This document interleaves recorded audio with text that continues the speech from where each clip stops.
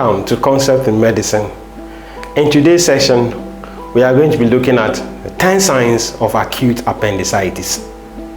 First of all, let's talk about acute appendicitis. What is acute appendicitis? When we say appendicitis, simply is the inflammation of the vermiform appendix, in short.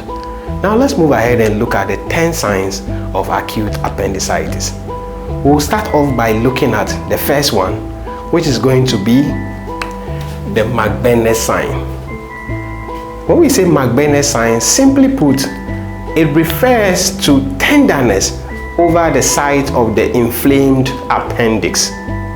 Then another question is, what then is the site of the inflamed appendix? The site of the inflamed appendix is referred to as the Magnus point. That is why this sign is known as what? Magnus Sign. Now let's move ahead and look at the Magnus point. For the Magnus point, simply put, should you draw an imaginary line from the anterior superior iliac spine to the umbilicus, then what we are trying to say is that this imaginary line that is extending from the anterior superior iliac spine to the umbilicus, the lateral one-third of that line, is what we call the Magnus point.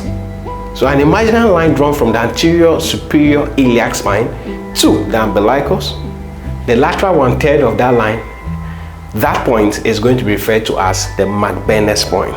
Another way you can say it is that it is going to be the point of intersection of the lateral one-third and the proximal or medial two-third of an imaginary line drawn from the anterior superior iliac spine to the umbilicus. So the lateral one-third and the medial two-third, they will bisect at this point, and that is what we refer to as the Magnus point. So if you palpate at this point and the patient complains of pain, then that is going to be tenderness over the Magnus point, and we refer to that as the Magnus sign. You should also take note that the Magnus sign is the single most important and earliest sign of acute appendicitis, meaning that some patients may only present with that sign being elicited. It means other patients may come with no sign other than the Magnus sign being elicited. Okay, let's move ahead and look at the next sign. The next sign is going to be the Robson sign. For the Robson sign, the left iliac fossa or the left lower quadrant of the patient is palpated and pain is felt in the right iliac fossa by the patient. So palpation of the left lower quadrant, or specifically the left iliac fossa, produces pain in the right lower quadrant or right iliac fossa. We refer to that as the Robson sign. The next sign we want to talk about is going to be the Delali sign. For the Delali sign, simply the patient complains of pain in the right iliac fossa or the right lower quadrant upon coughing or laughing. Then we'll call that Delali sign. The next sign we want to talk about is going to be the Schwartz sign. For the Schwartz sign, the patient is made to lie on the left lateral side and the right leg is extended, and the extension of the right leg produces pain in the right iliac fossa. We call that the Schwartz sign. It means with that the Schwartz muscle is the one going to be irritating the inflamed appendix. Alright, the next sign we want to talk about is going to be the 10-horn sign. For the 10-horn sign, gentle traction of the right testicle produces pain in the right iliac fossa or the right lower quadrant. We call that a positive 10-horn sign. The next sign is going to be the Bachelor Sign.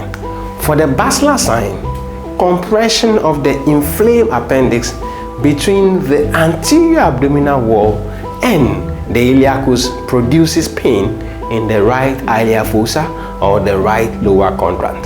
We will call that a positive Bachelor sign.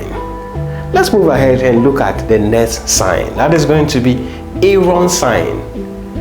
For Aaron sign, continuous palpation or pressure at the Magnus point produces a referred pain to the epigastrium.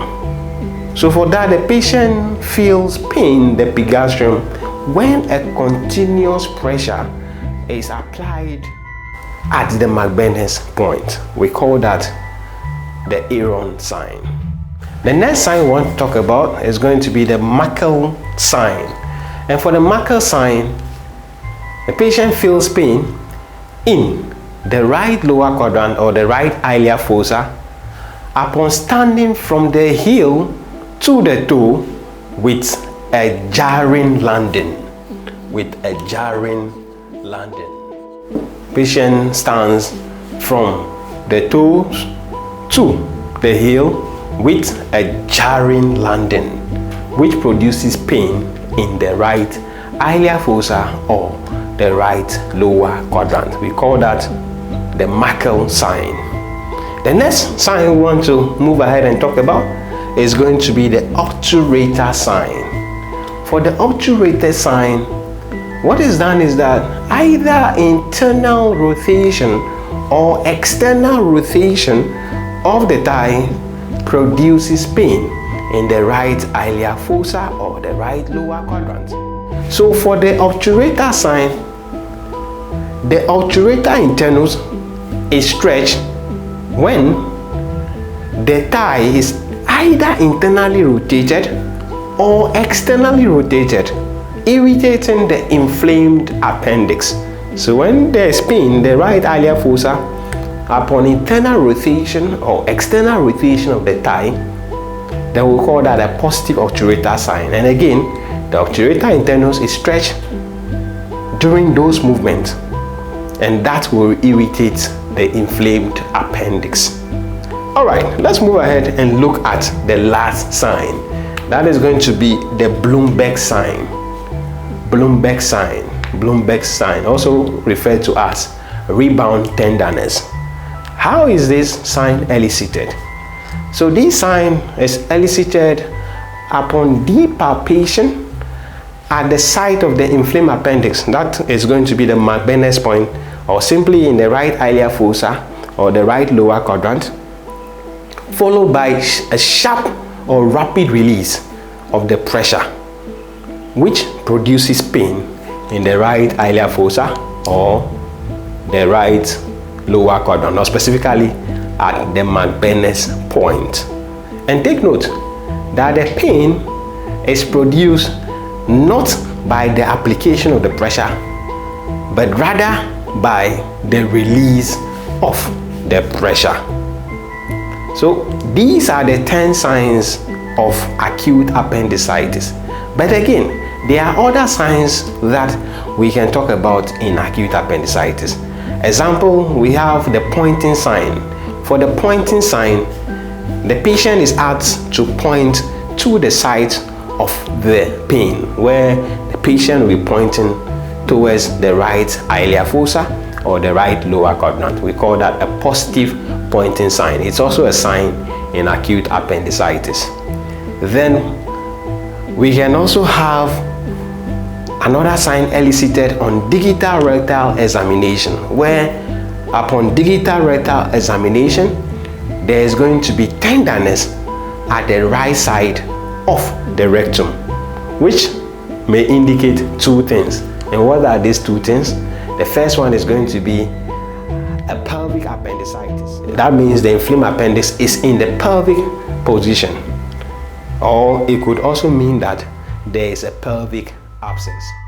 I believe we have gotten an understanding of the 10 signs of acute appendicitis. On that note, we've come to the end of our lesson. Kindly make sure to subscribe to my channel, like, share, and recommend to friends.